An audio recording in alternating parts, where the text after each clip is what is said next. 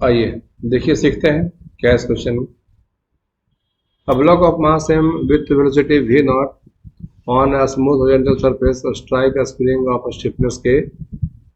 This phenomenon is observed by two observers. एक observer है standing on the horizontal surface, एक आदमी normal जो खड़ा है जमीन पे, और दूसरा standing on the block, block पर खड़ा है। समझ गए?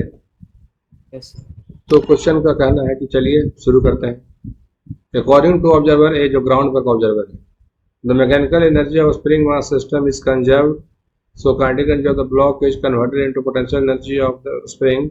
Hence, block loses its kinetic energy because of the negative work done by the conservative force of spring. सही है। अब बोलो कैसे हम्म सर, कैसे? तो मेरा कहना है कि आप समझिए इसको। जैसे डब्ल्यू थ्योरम अगर सोचिएगा तो K E final minus K initial equal to work done by spring force. तो के ई फाइनल जीरो हो जाना है, और ये कितना, minus half M B square. और नेचुरल से कंप्रेस होने में ये निगेटिव वर्क होता है। हम्म बोलो हाँ या ना? तो यस सर ये तो हम लोग एनर्जी कंजर्वेशन से भी ले आ सकते थे, half M B square equal to half K X square. बोलो हाँ या ना? तो हाँ हमारा स्टेटमेंट ए तो सही दिखता है। Clear? Yes sir to an observer B, when the block is compressed, when the block is compressing the spring, the kinetic energy of the block is zero. देखो ये कंप्रेसिंग लिखा हुआ है। To an वही observer, to an observer, the block is the block is compressing the spring. Kinetic energy of the block is zero. वो कर रहा है कि इसका के जीरो होना चाहिए। हम्म सच है? देन लगाइए,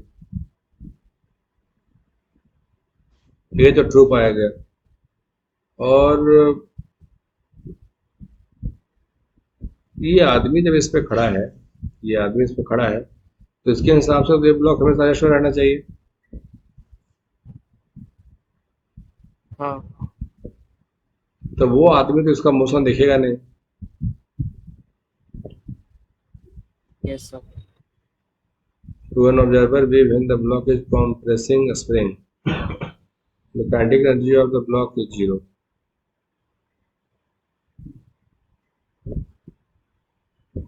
तो ऐसी बात तो सी हो जाएगा। ये तो सही दिख रहा है। और जब यस जो सर ए सही है क्या?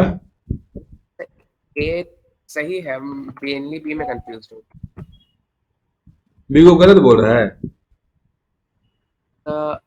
आंसर में दिया हुआ है कि दोनों सही है ए और बी हाँ, तो वही तो मैं बोल रहा हूँ कि जो आदमी इस पे खड़ा है, उसके हिसाब से तो जब स्लीपिंग होगा तब नहीं आदमी बोलेगा इसके पास मोशन है। जैसे कि अब हम किसी बोरे पे बैठे हुए हैं, मेरे हिसाब से बोरा डिस्प्लेस करे तो हम बोलेंगे हाँ बोरे के पास काइनेटिक एनर्जी है।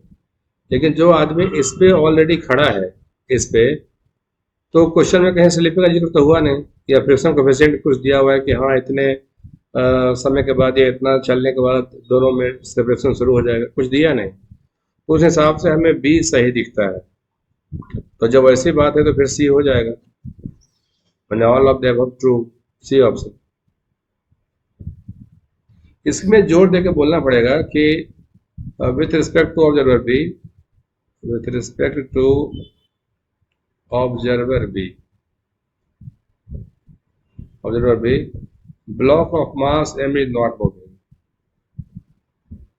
Block of mass m, block of mass m is not moving.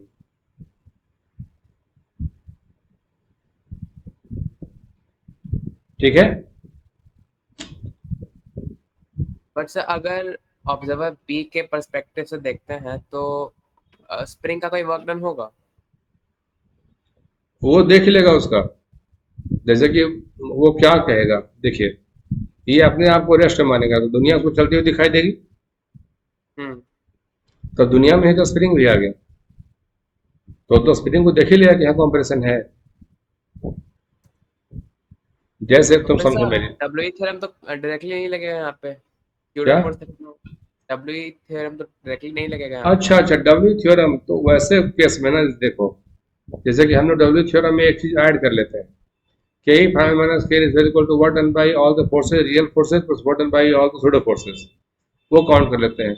और जब ये कंप्रेस कर रहा होगा तो इसके पास होगा एक्सेलरेशन, तो का है ऑब्जर्वर ब्लॉक में है, ब्लॉक पर है, ब्लॉक डिसलरेट कर रहा है, तो इसके पास एक ए आ जाएगा। तो जब ए आ जाएगा तो ये किसी दूसरी जगहों पर सूडो फोर्स लगा सकता है।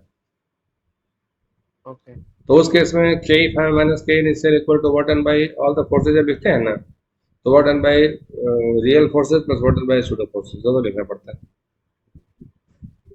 अच्छा बढ़े आगे।